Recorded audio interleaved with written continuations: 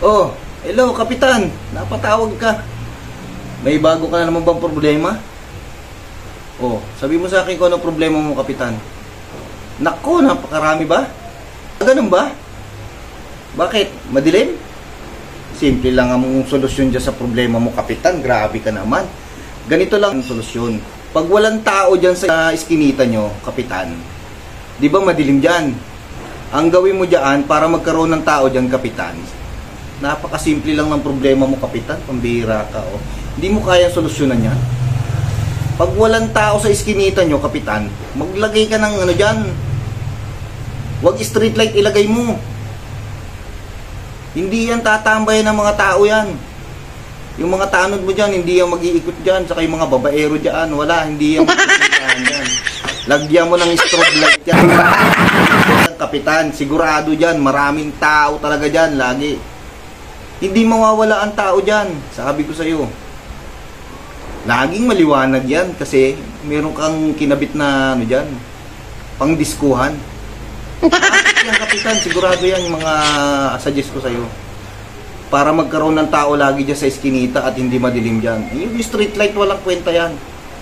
Strobe light ang ilagay mo dyan, Kapitan. Sigurado yan. Ha?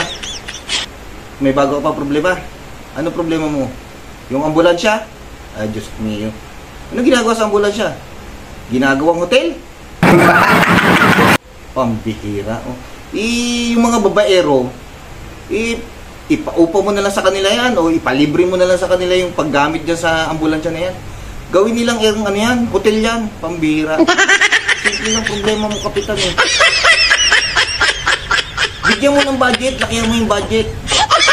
Huwag mo sarili yung budget dyan. Ipamigay mo dyan sa mga babaero dyan, Kap. Okay lang yan. No problem, no problem. Yun na ba pinaproblema mo? Pambihira. Napaka-basic ng problema mo, Kapitan. Huwag mong pinagdadamutan yung mga tanod mo na yan. Diyos ko po na. Ano ba naman yan? Marami ka namang problema, Kapitan. Hindi problema yung mga ganyan. Napakababaw ng problema mo, Kapitan. May mga solusyon tayo sa mga ganyan. Ano pa ba? O yung mga marites naman dyan. Ay pakainin mo lang yan, Kapitan. Pag may nginumin na yan, hindi na yan magsisigaldalan. Hayaan mo lang sila dyan. Busugin mo nang busugin. Tapos yung mga tambay, bakit? Hindi mo ba binigay yung allowance ng mga tambay, Kapitan? Hindi sapat? Ay doblihin mo yung allowance ng mga yan. Pambihira ka, mga pambabae yung mga tambay dyan. Hindi yung gaganahan, Kapitan, pagka maliit lang ang budget na binigay mo dyan. Lakihan mo. Ganun lang kasimple. Oh, problema mo pa. Yung mga tomboy, Diyos ko po naman, Kapitan. Bigyan mo rin ng babae yan. Kaya mo sila, dalawang babae bigay sa kanila para makatuwa naman sila. Simpleng problema, Kapitan. Ano ba naman yan? Pati ba naman yan tinatawag mo? Kagigising ko lang, Kapitan. Naghahanap buhay ako na maayos eh. Ay, nako.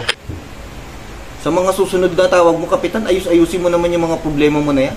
Kayang-kaya mo solusyonan yan. Ha? Nahihirapan na ako sa'yo mong ipaintindi sa'yo, Kapitan. Puro na lang budget yung iintindi mo yung pondo. Huwag mo kasi iintindi yung pondo na yan. Ipamigay mo sa mga babaero yan.